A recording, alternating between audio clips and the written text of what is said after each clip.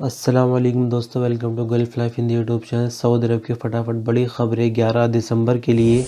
और सबसे पहले आज की सबसे बड़ी खबर के वैक्सीन का इंतज़ार समझ लीजिए कि पूरी तरह से ख़त्म हो गया है। यानी फाइज़र एक दवाई बनाने वाली कंपनी जिसने कोरोना वैक्सीन तैयार कर ली है, Saudi food and drug authority ने उसकी दवाई के रजिस्ट्रेशन की इजाज़त दे दी है। यानी Saudi food and drug authority को फाइज़र कंपनी ने 24 नवंबर को वैक्सीन की रजिस्ट्रेशन के हवाले से जानकारी दी थी और इजाज़त लेने के लिए दरख्वास्त दी थी। यानी अभी कोरोना की वैक्सीन का रजिस्ट्रेशन नहीं हुआ है सऊदी अरब में आने के लिए, लेकिन इजाज़त मिल गई है। और जैसे कि मैंने आपको बताया 24 नवंबर को रिक्वेस्ट भेजी गई थी Pfizer company Saudi food and drug authority के लिए, तो उसमें सैंपल भी दिए गए थे दवाई के, जिनकी जांच पड़ताल करने के बाद यानी जो भी एक्सपर्ट लोग होते हैं, संबंधित विभाग होते हैं, उनके द्वारा जांच पड़ताल की गई और दवाई को पूरी तरह से ठीक पाया गया, जिसके बाद इजाज़त दी गई है रजिस्ट्रेशन होने के लिए। लेकिन अभी वैक्सीन आने के लिए डेट क्लियर नहीं हुई है, क्योंकि पहले रजिस्ट्रेशन पूरा होना है, उसके बाद वैक्सीन आने की डेट क्लियर होगी। सऊदी अरामको की तरफ से लगातार बीते कुछ महीनों से पेट्रोल के रेट चेंज किए जाते थे हर महीने की 11 तारीख को, लेकिन बीते महीने ऐसी कोई खबर देखने को नहीं मिली। लेकिन आज मैं आपको बता दूं कि आज जो रेट बदले गए, यानी 11 दिसंबर से जो रेट आपको देखने को मिलेंगे सऊदी भर के पेट्रोल पंप्स पर, वो ये कि पेट्रोल 91 की जो नई कीमत है वो 1 रियाल 44 हलाला हो गई है, जबकि पेट्रोल 95 की नई कीमत 1 रियाल 55 हलाला हो गई है। इसी के साथ डीजल और केरोसिन की कीमतों में कोई बदलाव नहीं किया गया है, यानी डीजल 52 हलाला प्रति लीटर ही है और केरोसिन 70 हलाला प्रति लीटर के हिसाब से बेचा जा रहा है। Saudi food and drug authority की तरफ से जैसे ही फाइजर कंपनी की दवाई के रजिस्ट्रेशन की इजाज़त मिली है, उसी के साथ साथ एयरपोर्ट पर वैक्सीन स्टोर करने के लिए जो कोल्ड स्टोर है उसको तैयार कर लिया गया है। अल अरबिया टीवी के मुताबिक किंग खालिद इंटरनेशनल एयरपोर्ट पर वैक्सीन को स्टोर करने के लिए कोल्ड स्टोरेज सिस्टम की साफ सफाई और दूसरे तरह के पूरे इंतजाम कर लिए गए हैं। इसी संदर्भ में कूलिंग सिस्टम को भी चेक किया गया और जो भी रिक्वायर्ड कूलिंग टेम्परेचर चाहिए था उसके मुताबिक कूलिंग सिस्टम को बना दिया गया है। साथ ही आपको बता दें कि हवाई जहाज से किस तरह से वैक्सीन लाई जाएगी, यानी किस तरह के टैंकर होंगे या गाड़ियां होंगी स्पेशल, उनको भी तैयार कर लिया गया है। और कूलिंग सिस्टम लगातार चलता रहे इसके लिए अलग से और यूनिट लगाई गई है, यानी अगर कोई यूनिट ख़राब हो जाती है तो दूसरी यूनिट को स्टार्ट किया जाएगा फ़ौरन, ताकि वैक्सीन पूरी तरह से ठीक रहे, किसी तरह की कोई ख़राबी ना आए। यानी ओवरऑल देखा जाए तो वैक्सीन जो है बहुत करीब है सऊदी अरब में आने के लिए। एक अजनबी भाई ने न्यूज़ साइट वालों से सवाल किया है कि मेरा जो इकामा है वो आमिल का है, यानी उस पर लेबर लिखा हुआ है, लेकिन जो मेरा एग्रीमेंट है वो टेक्नीशियन का है। टेक्नीशियन में कोई भी जॉब आ सकती है, यानी जो एग्रीमेंट है वो फ़नी का है, जबकि जो इकामा है वो लेबर का है। तो मुझे कोई प्रॉब्लम तो नहीं कानून के हिसाब से। और जो नया ऑफर लागू होने वाला है मार्च के महीने साल 2021 से स्पॉन्सरशिप के ट्रांसफ़र के लिए, क्या मैं उससे फ़ायदा उठा सकूँगा? तो आप सभी वीडियो देखने वाले को थोड़ा सा मैं आसान शब्दों में ये चीज़ समझा दूँ कि नॉर्मली होता ये था कि कंपनी अपने हिसाब से वीज़ा निकालती थी, यानी कहीं कहीं देखने में यह आता है कि बंदा अगर हेल्पर है तो उस पर टेक्नीशियन की वीज़ा निकली हुई है, यानी टेक्नीशियन का इकामा है, और कोई टेक्नीशियन है तो उस पर लेबर का इकामा लगा दिया, तो ये अमूमन चल जाता था, पहले इससे कोई प्रॉब्लम नहीं होती थी। लेकिन जैसा कि मार्च 2021 से जो नया नियम आने वाला है, यानी अपनी मर्ज़ी से आप खुरूज निहाई जा सकते हैं, खुरूज वोदा जा सकते हैं, साथ ही स्पॉन्सरशिप का ट्रांसफ़र ले सकते हैं, तो उसके लिए काफ़ी मुश्किल हो जाएगा अगर आपका वर्क एग्रीमेंट अलग है और आपके इकामे पर जो प्रोफेशन लिखा हुआ है वो अलग है। यानी दोनों चीज़ें सिमिलर होनी चाहिए। और सऊदी अरब के कानून के मुताबिक, यानी जो लेबर लॉ है उसकी दफ़ा 38 में ये वायलेशन बताया गया है, यानी आपका वर्क एग्रीमेंट अलग है, इकामा अलग है, तो कानून के मुताबिक भी ये गलत है। लेकिन अगर कानून को थोड़ी देर के लिए अलग रख भी दे तो जो नया निज़ाम आने वाला है उससे फ़ायदा बिल्कुल भी नहीं मिलेगा। इसलिए टाइम रहते हुए अपने कामों को ठीक कराना पड़ेगा अगर आपको उससे फ़ायदा लेना है जो नया कानून आने वाला है। एक तरफ तो सऊदी अरब में कोरोना वैक्सीन आने के लिए तैयारियां हो ही रही है, जैसा कि आपने पहले सुन लिया है। लेकिन साथ ही आपको बता दें कि जो कोरोना के केस है नए, वो भी लगातार घटते जा रहे हैं और एक्टिव केस है वो भी धीरे धीरे घट ही रहे हैं। यानी बीते दिन की अगर मैं आपको रिपोर्ट बताऊं तो 141 नए केसों की पुष्टि हुई है, 248 नई रिकवरी है, 10 मरने वालों की तादाद रही। कुल संख्याओं में अगर देखें तो 3,59,415 कुल केस हो चुके हैं, 3,49,872 कुल रिकवरी है, 6,012 कुल मरने वालों की तादाद हो चुकी है।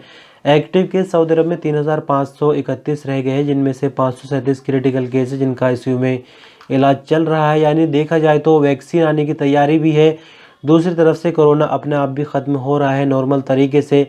यानी इंशाल्लाह नया आने वाला साल जो है काफ़ी अच्छा साबित होने वाला है, खासकर कोरोना के चलते।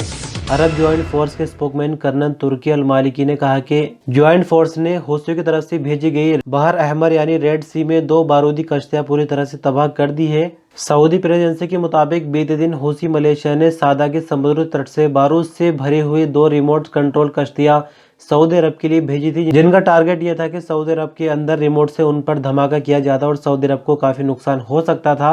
लेकिन अरब ज्वाइंट फोर्स ने मौके पर कार्रवाई करते हुए फौरन ही इस हादसे को होने से बचा लिया, यानी किसी भी तरह का जानी या माली नुकसान देखने में नहीं आया। बारूद से भरी हुई दोनों कश्तियों को पूरी तरह से तबाह कर दिया गया है। Saudi ministry of human resources ने रियाद के नॉर्दर्न इलाके में अलग अलग जगहों पर सर्च ऑपरेशन किए, जिसमें पाया गया कि 75 से ज्यादा ऐसे केसेस सामने आए जहां पर कानून के खिलाफ काम हो रहा था। एक लोकल सऊदी ऑनलाइन अखबार के मुताबिक सर्च ऑपरेशन में मिनिस्ट्री ऑफ ह्यूमन रिसोर्सेज के सेक्रेटरी सत्ताम अल हरबी और मिनिस्ट्री ऑफ ह्यूमन रिसोर्सेज के ब्रांच डायरेक्टर डॉक्टर मोहम्मद अल हरबी भी मौजूद थे। ऑपरेशन का मकसद शॉपिंग मॉल, फैक्ट्री और दूसरे तरह की दुकानों वगैरह में सौदेशन और दूसरे तरह की कानूनी प्रक्रियाओं की जांच करना था। इस सर्च ऑपरेशन में होटल्स, मछली की दुकानें, पोल्ट्री रेस्टोरेंट, हेल्थ सेक्टर और सैनिटरी का सामान बेचने वाली दुकानों का भी दौरा किया गया। यानी कुल मिलाकर पूरे सर्च ऑपरेशन के दौरान सिर्फ 75 जगहों पर वायलेशन रिकॉर्ड किए गए, जिन पर कानून के मुताबिक कार्रवाई की जा रही है। सऊदी अरब के बुरैदा कसीम में अपने आशिक के साथ मिलकर शोहर को कत्ल करने वाली सऊदी औरत और उसके लवर का यानी दोनों का सर कलम कर दिया गया है।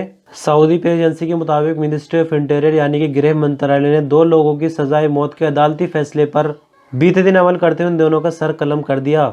पूरी जानकारी के मुताबिक आपको बता दें कि कसीम रीजन में मरने वाले सऊदी अली इब्राहिम और उसकी सऊदी बीवी फादिया बिनते हसन और सीरिया के रहने वाले सरदार अब्दुल्ला अल मूसा यानी सऊदी की बीवी और सीरिया के रहने वाले दोनों बंदों का कुछ आपस में अफेयर चल रहा था, जिसके चलते सऊदी औरत ने उसके साथ मिलकर अपने पति को कत्ल कर दिया।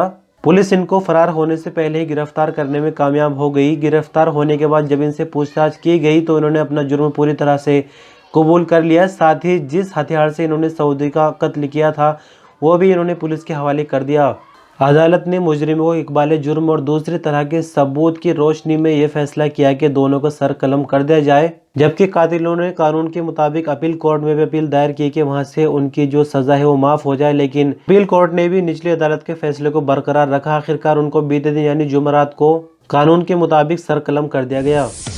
ये आज के इस न्यूज़ बुलेटिन की आखिरी खबर है, लेकिन थोड़ी सी अजीब है, इसलिए आपको गौर से पूरी बात सुननी होगी। फिर मैं आपसे कमेंट में कुछ पूछूंगा, तो अगर हो सकेगा तो कमेंट में आप रिप्लाई ज़रूर करना।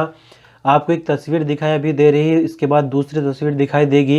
ये तस्वीर एक सऊदी अरब के फोटोग्राफर अब्दुल कादिर अल मालिकी ने खींची है, जो कि ताइफ से ली गई है। इसमें आपको हरम मक्की शरीफ का क्लॉक टावर दिखाई दे रहा है और इसके पीछे एक और बिल्डिंग दिखाई दे रही है, जो कि आपको दूसरी तस्वीर में थोड़ा सा साफ दिखेगी।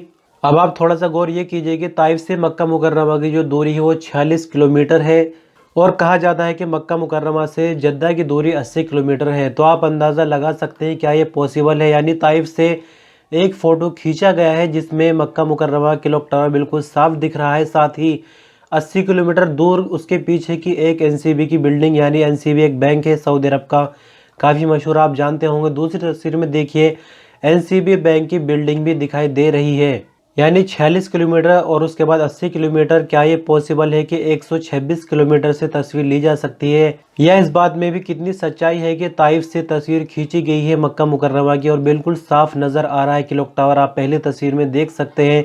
ये फ़ोटो अपलोड किया गया है ट्विटर पर और तरह तरह की बहस यहाँ पर छिड़ने लगी है। कुछ लोग बोल रहे हैं ट्विटर पर कि ये फ़ोटोशॉप है, इसको बनाया गया है। कुछ लोग इस पर हैरत जता रहे हैं, यानी तरह तरह के सवाल लोगों ने किए हैं। लेकिन आपको देखकर क्या लगता है, क्या ये पॉसिबल है या नहीं है? आप कमेंट करके ज़रूर बताएं। साथ ही आपको बता दूं कि जब एक लोकल सऊदी अखबार सबक से बातचीत करते हुए सऊदी फोटोग्राफर अब्दुल कादिर अल मालिकी ने कहा कि ये तस्वीर 100% सच है। ये 6 दिसंबर को सुबह के 8 बजे खींची गई थी और इस तस्वीर में बहुत ही महंगा और नया कैमरा इस्तेमाल किया गया है, यानी जिसके अंदर लेटेस्ट टेक्नोलॉजी इस्तेमाल की गई है। बाहर आपको क्या लगता है, क्या 43 किलोमीटर दूर से फोटो खींचा जा सकता है और उसके बाद 80 किलोमीटर दूर की बिल्डिंग भी दिखाई दे रही है? अगर आपको ये पॉसिबल लग रहा है तो कमेंट में ज़रूर बताएं, अगर नहीं लग रहा है तो कमेंट में फिर भी बताएं। बाहर अपनी राय ज़रूर दे सकते हैं। वीडियो पर अंत तक बने रहने के शुक्रिया। खबरों का सिलसिला यहीं ख़त्म होता है। अल्लाह हाफिज़।